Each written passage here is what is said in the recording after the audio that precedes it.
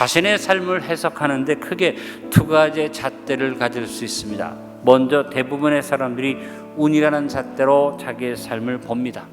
그래서 자신에게 주는 삶의 결과를 운과 재수로 해석합니다. 쉽게 얘기하면 팔자 타령한다는 것입니다.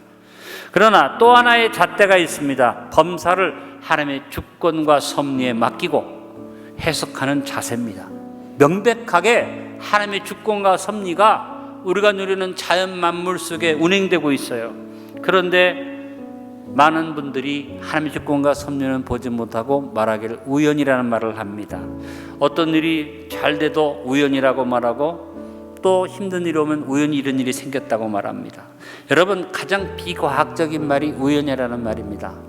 이 세상에 우연은 없습니다. 재수나 운이나 팔자는 사탄이 만들어낸 가장 큰 거짓말입니다. 이 세상의 모든 것은 절대 주권 내신 하나님의 주권에 의해서 움직여집니다. 하나님의 섭리에서 이루어지는 것입니다. 재수와 운과 팔자에다가 자신의 삶을 맡기면 우연이라는 안개 속으로 들어가서 그 삶이 애매모호하게 됩니다. 그러나 하나님의 주권과 섭리를 믿고 살면 분명하고 확실한 하나님의 인도하심이 있습니다. 여러분, 하나님의 주권을 믿으십니까? 하나님께서 섭리하심을 믿으십니까? 믿음과 소망과 사랑으로 삽시다. 먼저 무엇보다 첫 번째 하나님 주권과 섭리를 확신하고 믿음으로 삽시다. 지혜로운 사람은 자신의 삶을 운과 재수의 팔자에 맡기지 않고 어느 환경, 어느 자니, 어느 때나 하나님의 섭리를 확신하고 삽니다.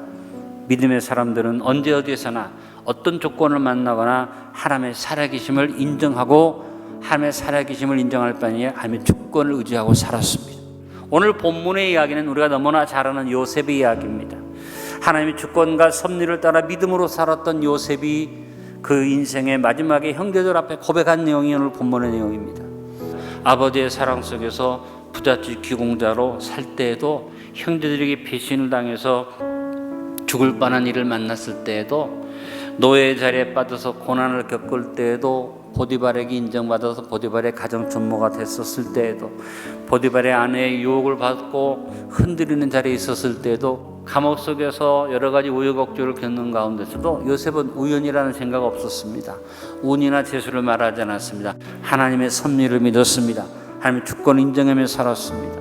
여러분, 믿음의 삶은 하나님의 주권과 섭리를 믿고 모든 것을 주권에 맡기는 삶을 사는 것입니다. 철저하게 하나님의 주권을 인정하기 때문에 삶을 우연으로 보지 않고 어떤 환경 속에서도 믿음으로 승리하는 삶을 삽니다.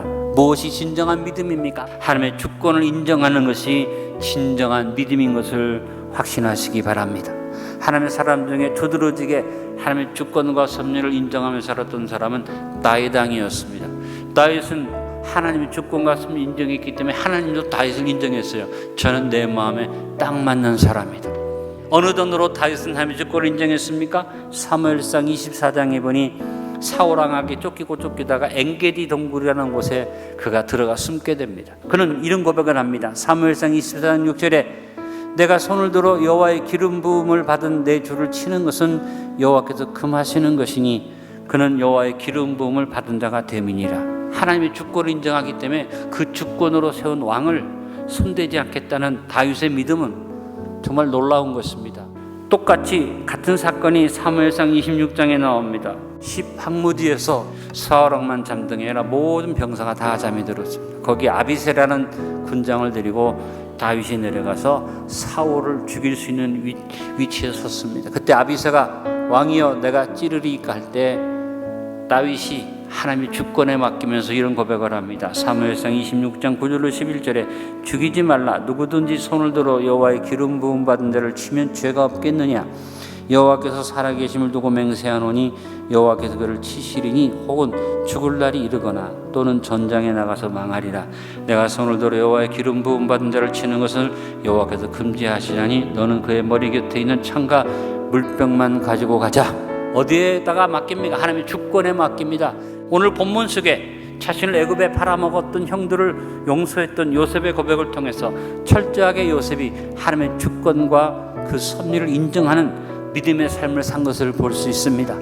오늘 창세기 50장 19절을 봅니다. 따라합니다. 요셉이 그들에게 이르되 두려워하지 마소서 내가 하나님을 대신하리이까. 그는 철저하게 하나님의 섭리와 주권을 인정하는 믿음의 사람이었습니다. 여러분도 운이나 재수나 어떤 팔자를 말하거나 우연을 말하지 말고 어리석은 인생으로 살지 말고 하나님의 주권을 인정하는 믿음의 사람들이 됩시다. 또 하나, 하나님의 주권과 섭리를 바라보고 기대하며 소망으로 삽시다. 믿음의 사람은 우연을 바라보고 요행을 기다리는 사람이 아니라 하나님의 섭리를 기대하고 바라보는 소망의 삶을 삽니다. 하나님의 섭리를 바라보는 소망의 사람은 아무리 절망적인 상황을 만났어도 절망의 사람이 되지 아니하고 소망의 사람이 됩니다. 요셉의 상황은 절망이었죠. 그를 보는 사람들은 요셉의 삶을 볼 때 끝났다고 생각하는 상황이 한두 번이 온 게 아닙니다. 어떤 일이 와도 요셉의 특징은 뭡니까? 소망으로 살았다. 근데 그냥 소망으로 산 게 아니라 소망으로 사는 자신의 삶의 모습을 다른 사람에게 보여줬다고요. 요셉의 주인이었던 보디발이 요셉의 삶에서 자신이 가질 수 있는 소망을 봤습니다. 보디발의 아내도 요셉을 통해서 노예를 좋아하고 사랑하는 게 뭐예요? 요셉의 삶 속에 넘치는 소망이 있었던 것이죠. 감옥에 가서 전옥이 요셉을 보면서 요셉에게서 뭘 봤어요? 소망을 봤어요.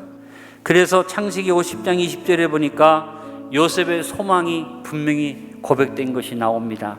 당신들은 나를 해하려 하였으나 하나님이 그것을 손으로 바꾸사 오늘과 같이 많은 백성의 생명을 구원하게 하시려 하셨나니. 모든 것을 손으로 바꾸시는 하나님, 이게 요셉이 바라보는 마음속의 소망이었습니다. 그래서 요셉은 자신의 삶을 하나님의 섭리로 해석했어요.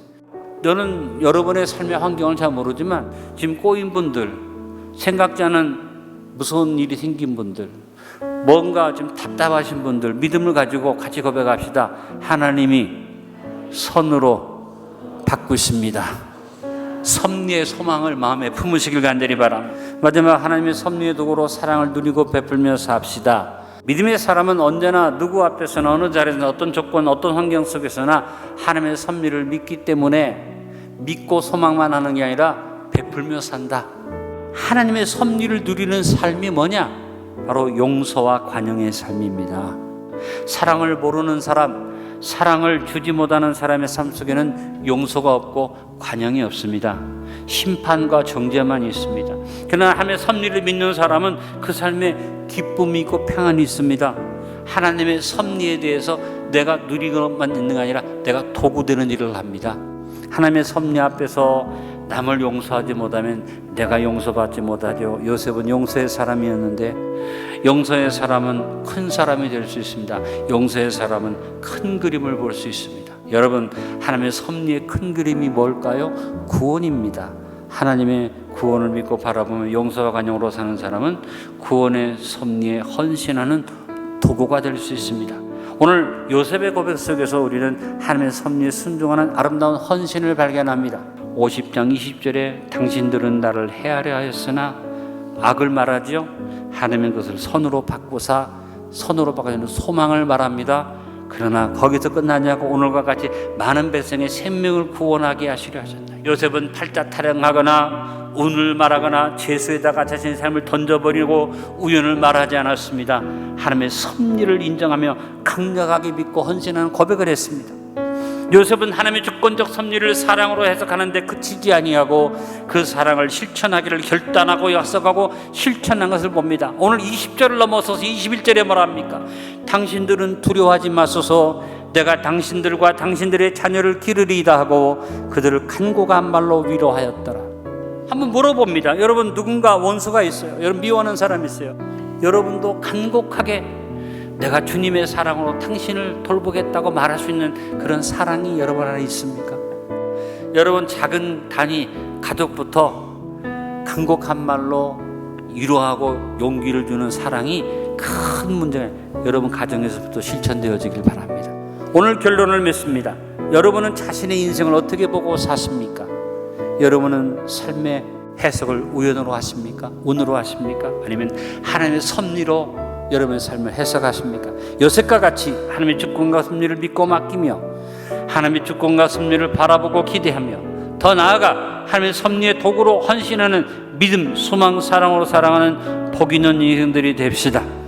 내 삶을 어리석게 우연이나 운이나 재수로 보지 말고 하나님의 주권과 섭리로 바르게 바라보고 해석하며 섭리의 도구 되어 믿음, 소망, 사랑으로 삽시다.